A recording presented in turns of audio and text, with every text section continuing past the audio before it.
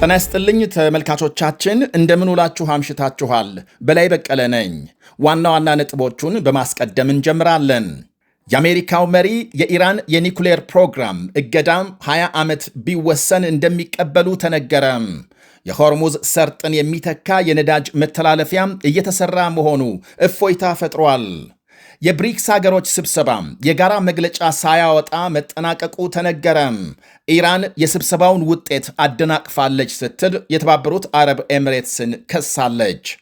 የእስራኤል ሄዝቦላህ ውጊያም ዛሬም ተጠናክሮ ሲቀጥል አንድ የእስራኤል ወታደር በሄዝቦላህ ሞርታር መገደሉ ታውቋል። በዩክሬን ዋና ከተማ ዛሬ የሐዘን ቀን ታውጆ ሲውል ኢቦላ ቫይረስ በአፍሪካም አዲስ ስጋት ፈጥሯል።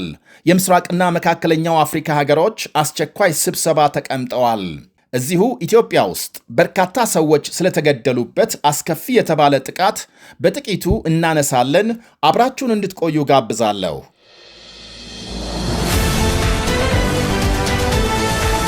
የአሜሪካው መሪ ለ20 ዓመት የሚዘልቅ የኢራን ኒኩሌር ፕሮግራም እገዳን እንደሚቀበሉ ማስታወቃቸው ዛሬ ከተሰሙ ዋነኛ መረጃዎች አንዱ ነው።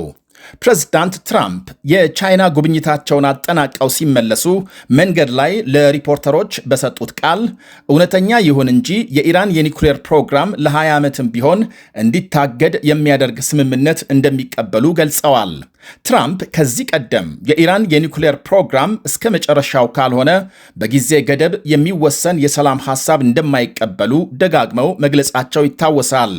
ለምን ሲባሉ ለቀጣይ የአሜሪካ ፕሬዝዳንት ሌላ ችግር ማስተላለፍ አንፈልግም ነበር መልሳቸው።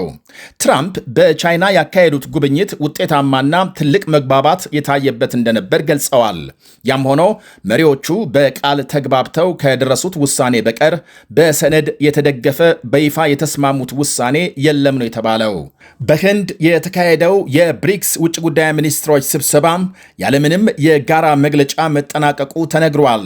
በተለይ በኢራን ጉዳይ በአባል ሀገራት መካከል የተፈጠረው ልዩነት ሀገሮቹ አንድ አይነት የጋራ አቋም እንዳይዙና መግለጫ እንዳያወጡ አድርጓቸዋል።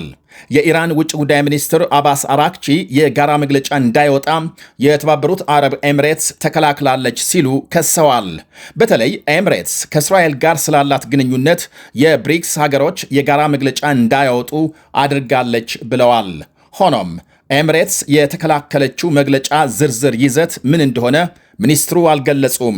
የብሪክስ የሚኒስትሮች ስብሰባ የመጨረሻ የውሳኔ ዝርዝር ከእስራኤል ጋር ልዩ ወዳጅነት ባላት አባል ሀገር ተደናቅፏል ሲሉ ሚኒስትሩ ለሪፖርተሮች ገልጸዋል።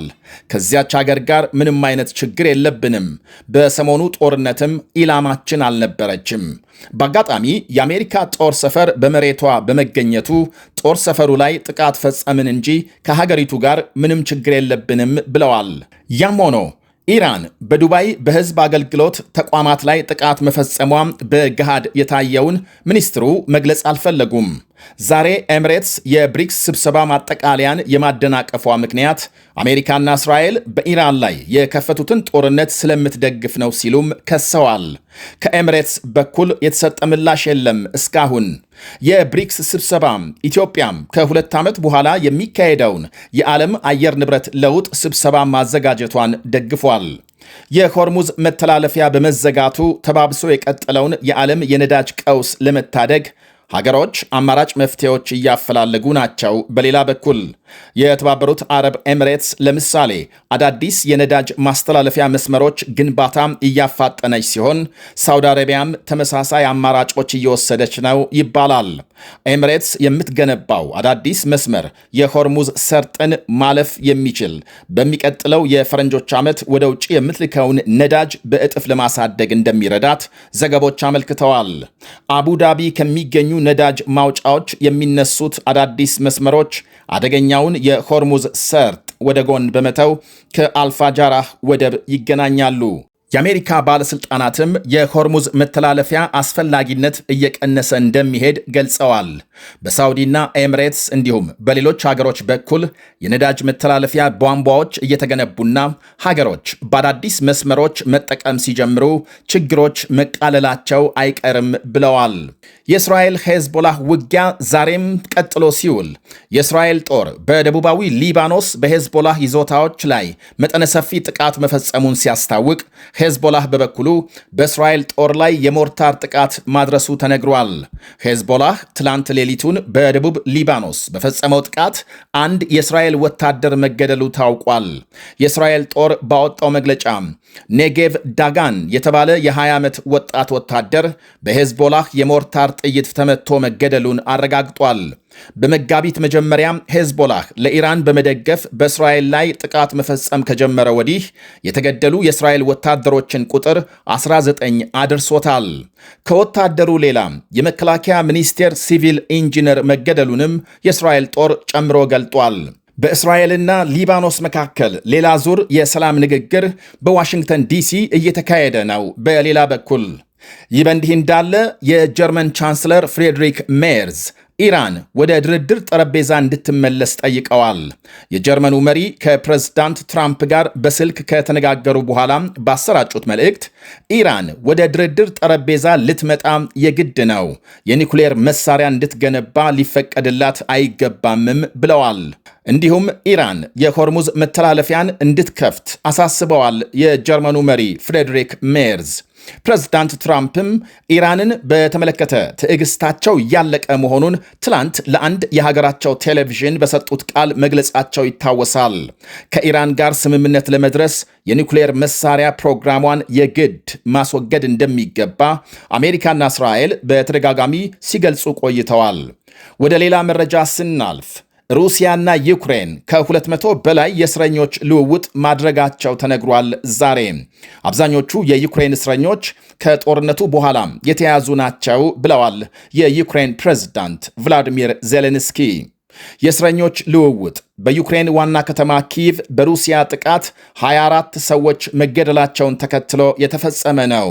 በሩሲያ ሚሳኤል አንድ መኖሪያ ሕንፃ ፈርሶ ከሞቱት 24 ሰዎች መካከል አንዲት የ12 ዓመት ታዳጊ እንደምትገኝ የዩክሬን ባለሥልጣናት ገልጸዋል። አባቷን በጦርነት ያጣችው ታዳጊዋ አሁን እርሷም በሩሲያ ሚሳኤል ተገደለች ብለዋል ባለሥልጣናቱ። በዋና ከተማ ኪቭ ለሞቱት ሰዎች ዛሬ የሐዘን ቀን ሆኖ መዋሉን ዘገቦች አመልክተዋል። በጥቃቱ ሌሎች 2 የ15 ዓመት ታዳጊ ሴቶች መገደላቸውም ታውቋል። ዩክሬን በወሰደችው የበቀል እርምጃ ሞስኮ አቅራቢያ በጥቂቱ 4 ሰዎች በድሮን መገደላቸውን የሩሲያ ባለሥልጣናት ገልጸዋል። 20 የሚጠጉ ሰዎች መቁሰላቸውን። ወደ ሌላ መረጃ ስንሸጋገር በዲሞክራሲያዊት ኮንጎ ኢቦላ ቫይረስ መቀስቀሱ ሲነገር እስካሁን 65 ሰዎች መሞታቸው ተረጋግጧል። በተለይ በወርቅ ሀብቱ በሚታወቀው ምስራቃዊ የሀገሪቱ ክፍል ከ300 የሚልቁ ሰዎች ቫይረሱ እንደተገኘባቸው ከተነገረ በኋላ ከፍተኛ ስጋት ተፈጥሯል። የአፍሪካም የበሽታ ቁጥጥርና መከላከል ኤጀንሲ ካወጣው መግለጫ መረዳት እንደተቻለው በሽታው ወደ ሌሎች ሀገሮች እንዳይዛመት ጭምር ለመነጋገር ከዲሞክራሲያዊት ኮንጎ፣ ኡጋንዳና ደቡብ ሱዳን ጋር ስብሰባ መቀመጡን አመልክቷል። ድንበር ተሻጋሪ ቁጥጥርና የመከላከል እንቅስቃሴ ማካሄድ አስፈላጊ መሆኑን አመልክቷል። ኢቦላ እንደ ፈረንጆቹ አቆጣጠር በ1976 በዚሁ በዲሞክራሲያዊት ኮንጎ እንደተገኘ ሲነገር በዋነኛነት በቫይረሱ ከተያዙ ወይም ደግሞ ከተያዘ ሰው ጋር በሚኖር ንክኪ እንደሚተላለፍ ሐኪሞች ይገልጻሉ። ከፍተኛ የመድማት ችግርና የስሜት ሕዋሳትን ከጥቅም ውጪ በማድረግ የሚታወቀው ኢቦላ እስከ ዛሬ በጥቂቱ ከ15,000 በላይ ሰዎች መግደሉ ይነገራል። በዓለም ዙሪያም ኢቦላም ፍራፍሬ ከሚመገቡ የሌሊት በራሪ ወፎች ሳይመጣ እንዳልቀረ ይነገራል። በቤንሻንጉል ጉሙዝ ክልል በተፈጸመ ጥቃት 35 ሰዎች መገደላቸውን ቢቢሲ ዛሬ ባወጣው ዘገባ አረጋግጧል። ማክሰኞ ዕለት ከአሶሳ መንገደኞች አሳፍረው በሚጓዙ አውቶቡሶች ላይ የጉሙዝ ታጣቂዎች ከፈቱ በተባለው ተኩስ 35 ሰዎች ሲገደሉ ከ50 የሚልቁ መቁሰላቸው ተነግሯል። የአካባቢው ተመራጭ የሆኑ የሕዝብ ተወካዮች ምክር ቤት አባል ዶክተር መብራቱ አለሙ ጥቃቱን በቅርብ ከተፈጸሙ ሁሉ አስከፊ ብለውታል። ታጣቂዎቹ ወደ መተከል ዞን ዋና ከተማ ግልገል በለስ እየተጓዙ የነበሩ 4 አውቶቡሶችን አስቁመው መንገደኞቹን ካስወረዱ በኋላ ዘርፈው ተኩስ እንደከፈቱባቸው ነዋሪዎች ለቢቢሲ ነግረውታል። ከሟቾቹ መካከል አንድ የ4 ዓመት ሕፃንና ፀሐይነሽ አሚሳ የተባለች እናቱ እንደሚገኙበት ዘገባው አመልክቷል። ቢቢሲ በጉዳዩ ላይ ምላሽ እንዲሰጡ የክልሉንና የዞን ባለሥልጣናትን ለማግኘት ለቀናት ያደረገው ሙከራም እንዳልተሳካ ገልጧል። የዝግጅት ክፍላችን የተሰማውን ጥልቅ ሐዘን ይገልጻል።